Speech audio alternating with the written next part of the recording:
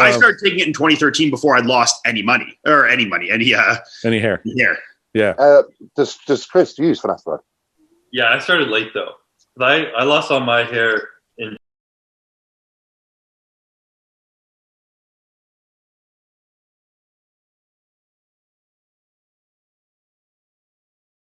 What's up guys, Derek, moreplates.com. Today we're going to be talking about finasteride, bodybuilding, anabolics, and hair loss prevention whilst bodybuilding, as well as Bumstead and Ian Vayer going over, I'm probably butchering his name still. I feel like I might be. I've done like many videos on him and I feel like I might still be fucking up his name. So hopefully not. But I used to say Ian, but it's Ian, pretty sure. And Vayer, I hope. Vayer. Anyways, so they talk about finasteride in this video, as well as, like obviously the point is to prevent hair loss whilst on exogenous, steroids for bodybuilding. And obviously, even if you weren't on gear, finasteride is one of the go-to options as well.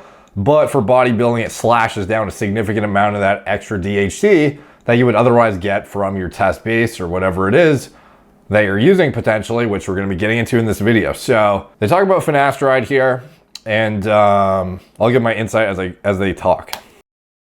Can you ask Ian, does he notice any sides from using finasteride? I feel like I should run my first cycle, blah, blah, blah. Do you notice any? I get this question so much because I openly talk about the finasteride use a lot. I personally have never had any, no. I mean, I've used it since March or April of 2013. So like 8 years now almost. And I can't even tell when I'm taking it. Like, I don't notice it at all. Like, obviously I noticed that I haven't lost all my hair yet. But like, I don't notice any sexual dysfunction or like anything like that from it whatsoever. So one thing to note about that is the likelihood that you're going to encounter any kind of blatant androgen deficiency like symptoms from lowering your DHT while you're on exogenous test is highly unlikely while you're on finasteride concurrently. So, it's not that's the answer I expected, no like actual perceivable side effects. However, when you are inhibiting the 5-alpha reductase type 2 and type 3 isoforms, you can actually, to some extent, inhibit neurosteroid production, and that includes the production, and when you're on exogenous hormones too, and your HPTA is shut down, you can actually lower the production of certain hormones that normally you would have a optimized balance of through steroidogenesis pathways like progesterone, which downstream then lead to anxiolytic neurosteroids like allopregnanolone, TH-DOC, etc. And these neurosteroids are largely responsible for actually helping you relax, get into a parasympathetic state, stop being so anxious, especially on gear, which is like a problem, being perpetually kind of like adrenaline ridden from this, sympathetic driven state that you were constantly being put in from the exogenous androgens. So it can have actually a compounding effect to some extent with finasteride and exogenous hormone androgen use specifically. So, I wouldn't be, I think this is where the deployment of certain ancillaries for somebody on TRT plus finasteride or exogenous androgens plus finasteride, might make sense if the individual, was anxious or whatever. Looking at backfilling progesterone might actually be something worth exploring, as well as certain other things that I've talked about in different videos, so you can check out some of my old stuff. But in general, the side effect thing, the likelihood is very low. You will encounter any perceivable issues on finasteride, but just know that the neurosteroid inhibition, it's not like a non-factor. I think that there might be certain individuals who are a little bit more can be affected in ways that they are not even aware of when it comes to finasteride, because it doesn't just come down to does your dick work or not, and does your libido, did it change or not? Sometimes it can actually be how anxious you are and how easy it is for you to calm down, your emotional response to things. But in general, most people are going to have no perceivable difference at all, even when you're not on gear. But guys on gear, the likelihood, again, low you'll have any side effects. But I just want to put that out there. Whatsoever, no.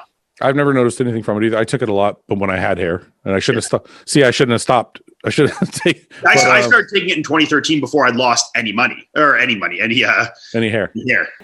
See, that's the way you should do it. This guy was, even more proactive than I was, dude. Like, he was thinking ahead. So that's why he's able to.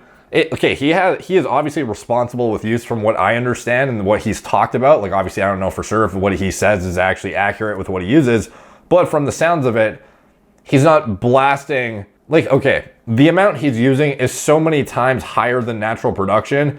In context, he is blasting his face off. But for an actual like open bodybuilder, there are a lot of guys using way more shit than him. But in the context of hair loss, the fact that he has maintained good hair that he can still style and do shit with after, like 10 years-ish of blasting heavy duty shit. And when I say heavy duty, I'm saying in the context of you naturally produce like 50 milligrams of testosterone per week. And then you put that in the context of year round, essentially, except for a couple months, maybe you're on like, at least maybe between like, I don't know, somewhere between 5 times as much as you naturally produce and like fucking 100, like 50 times what you naturally produce of androgens and still maintaining this hair. So that just goes to show how important it is to be proactive, because I would bet money he would be decimated by now if it weren't for the finasteride. That's great that he was that proactive, because most guys, they wait until they see visual representation of actual loss and it's like, oh shit, I'm losing hair now, and then they're playing catch up while they're still cranking the gear. So you've already lost like 50% of your density, you're already receding, and then you try to play catch up while you're still, trying to blast for shows and shit. Those are the guys who get like bent over. Like, those guys are kind of fucked, because you're trying to play catch up in a game you're already losing, and catching up with hair loss is very difficult to do. So being proactive is the way to go, and that's why he probably doesn't need to he's able to get away with it for this long, and that's great to hear. Yeah. Does Chris use finasteride? Yeah, I started late though. I lost all my hair in 2018. Did you? Sick. I was taking corticosteroids and like an immune suppressant, and that made my hair fall out. And then after that, I panicked after taking it. Okay, so what Chris is referring to is called telogen effluvium, which is a shed induced by, well, for him, it was medications for his autoimmune disease, apparently, which is, very interesting, and that it didn't grow back. I think the pattern in which it is going, is indicative of androgenic alopecia. So I do think that largely plays into it, and it wasn't just the medications, although I'm sure they expedited the visual representation of it, because if you have a massive shedding phase induced by, fill in the blank, medication or whatever, it's certainly possible that on top of what you already experienced is going to compound the effect and lead to a, like a far worse outcome. Like, you have like, it's like fucking, lighting, throwing gas on a fire or some shit, like I'm trying to think of like a good metaphor to explain the situation. So, for him though, would he have ended up, if he started like Ian, could he have, gotten away unscathed for much longer? Probably, he'd probably still have the majority of a decent amount. But the thing I wanted to touch on in this video, that's the main thing, is finasteride going to protect you from all the steroids? Because everyone seems to think, oh, you take finasteride and you're just protected. Now you're like on the medication for hair loss, therefore you can take steroids and it's not as big of a deal. You're probably going to be safe. And I'll dig into that after. I'll see if they say anything else, and I'll get into it after. I was going to say, because you two have got nice hair, so it figures. It's gotten a lot worse over the years, but it's all right. Still kind of there. Man, This is really, really stupid, but I'm going to read it anyway. James is just like showing his head. So anyways, as far as what finasteride actually protects you from, to clarify, testosterone goes through the 5-alpha reductase enzyme and turns into, a fraction of it turns into DHT. Most people know that. That's well understood. The mechanism of action of finasteride is it prevents a significant amount of 5-alpha reduction to DHT in the scalp, therefore keeping the parent compound, testosterone as is, and preventing that conversion to DHT. However, when you're using other anabolic steroids on top of your testosterone, first of all, testosterone is still androgenic on its own. It's far lesser problematic of a problem than DHT though, but it can still cause hair loss nonetheless. Like when you're actually using something at 500 mgs to a gram per week, just because you've knocked out most of the DHT, it doesn't mean the test that's at, 10 times higher than you naturally produce is not going to be an issue. It can still overwhelm the androgen receptor and cause the same gene expression in the scalp. And then when you factor in other adjunct anabolic steroids on top of it, finasteride does absolutely nothing. This is the main thing I want to clarify here. And I've done a video on this before called What Steroids Will Finasteride Protect You From? And I'll put a card up in the corner if you want to watch that. But basically the summary is the only steroids that finasteride will make a significant degree of, give you some protection from is testosterone and halotestin. I know it's like of all the fucking steroids, why halo? Those are the only two things that when they go through 5-alpha reductase, they turn into a significantly more androgenic metabolite. And halo, I would have to confirm that it is significantly more androgenic to the proportion that it's, even comparable to testosterone and DHT. I assume it isn't, but still, nonetheless, most other anabolics, when they go through, they're either already 5-alpha reduced, like any DHT derivative is already gone through the 5-alpha reductase enzyme. It's a DHT derivative, so it's derived from the already 5-alpha reduced metabolite hormone.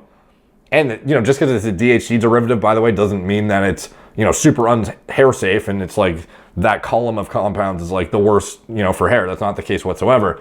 Some of the DHT derivatives are actually far more hair safe than some of the testosterone derivatives and 19-nors. But anyways, none of those are affected by finasteride whatsoever because they're already 5-alpha reduced. So those, the literal parent compound and whatever metabolites it produces through when you actually metabolize the drug in your liver, finasteride does nothing. It has no protection whatsoever because it doesn't prevent the creation of some kind of like increased androgenic metabolite. You're just dealing with the parent compound and whatever metabolites it creates. So you have to understand, like, finasteride is not an anti-androgen. It's simply an inhibitor of 5-alpha reductase. So 5-alpha reductase does absolutely nothing to your hair. It's the androgen receptor that does shit to your hair. So whatever compound you're using, if it binds to the androgen receptor, it has potential to cause a problem. You know what I mean? So at that point, it's every single compound can be problematic. It's just to the degree which it's problematic is based on its own chemical structure, properties, etc. And the only two compounds that actually get way worse when they go through the 5-alpha reductase enzyme is testosterone and halotestin.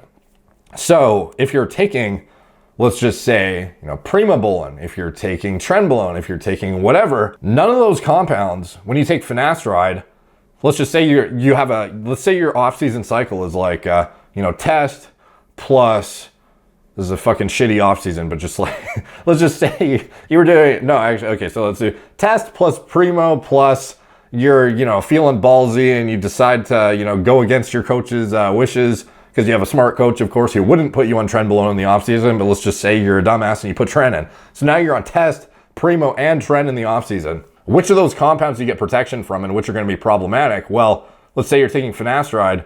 The only thing that you're protected from is the DHT from the test. And even with that fact, you're not protected from all the DHT. You're only slashing down your DHT by like 50, 60% when you're using a 1 milligram Propecia. And even if you're using 5 milligram Proscar, you're still only getting like 70% inhibition. So you still have 30% of your DHT left. Fortunately, the majority of the type 1 isoform is in the brain rather than the scalp. So it's not that problematic to be, not getting the full 100% because the density of that isoform that creates the other 30% purportedly is not in significant enough quantities in the scalp for it to be overly problematic. However, it all adds up. The more androgens you have there, the more problematic they will be, just like your testosterone. Just because you're on finasteride, you've only taken care of the DHT. All the testosterone can still bind to the androgen receptor and do stuff. So that is still a hair unsafe part of your cycle. Primo, no idea why, considering the chemical structure and how well designed it is, one of the worst compounds for hair. Absolutely will decimate the fuck out of you. And finasteride will do absolutely nothing. It is already a 5-alpha reduced DHT derivative. So it is derived from something that has already been 5-alpha reduced. Your finasteride has no bearing on what happens to it whatsoever in terms of your hair. Trenbolone doesn't have an effect on it whatsoever either. It is not something that has been, already 5-alpha reduced or anything, but it does not produce significantly more androgenic metabolites through 5-AR or anything like that.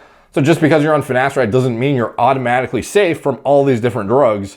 In fact, the only thing you are basically safe from and it's not even that you're fully safe, it's that you get a large amount of protection, but it's not full protection, is from testosterone and from Halo, which is like, at the end of the day, that's not even a relevant statement to even make, because who the fuck is doing anything on Halo except for peaking for a show, basically, or doing some like crazy, powerlifting meet or some shit. Realistically, the only thing you're protected from is test. That's what you need to know. So if I was, bodybuilding or whatever, the full broad spectrum approach to protection would be what I would be doing. I would not just deploy finasteride and assume I am fine, although that is the meat and potatoes of the equation if the majority of your cycle is based on a test base, which a lot of these bodybuilders, their cycles are, the general approach to designing protocols nowadays is your cycle is based around your test and then anabolics are stacked on top. But in general, most of these guys are running higher test than everything else. And some of these guys are even doing off seasons on, like just test and a bit of GH or whatever.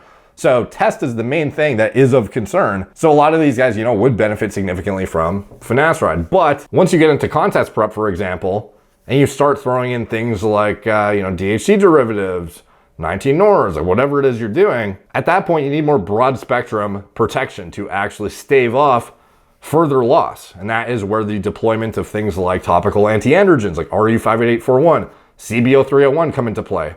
How effective are they going to be against strong AR agonists like trenbolone and shit? Like, not that effective, but it's better than having nothing. Just put it that way. If you're using Masteron or some shit, and this is something I used to think was, I used to have way more high hopes in some of these medications, like the topical antiandrogens. I was like, oh, it just binds to the androgen receptor in your scalp and prevents everything from causing hair loss. You can just run whatever you want. You can just run test, tren, and Masteron and be fine.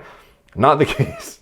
Not the case. I was far too enthusiastic about it, like back in the day when I first learned about this stuff. And, I try to clarify that in many of my videos since then, because like if you go way back in some of my old content, my stance on shit drastically changes, year to year as I learn more and more. So just a heads up on that. If you are using, finasteride, RU58841, the full gambit of stuff, it doesn't mean that you can just get away with using Tren, Masteron, etc. and be unscathed. You will still get fucked up. It'll just be to a lesser extent.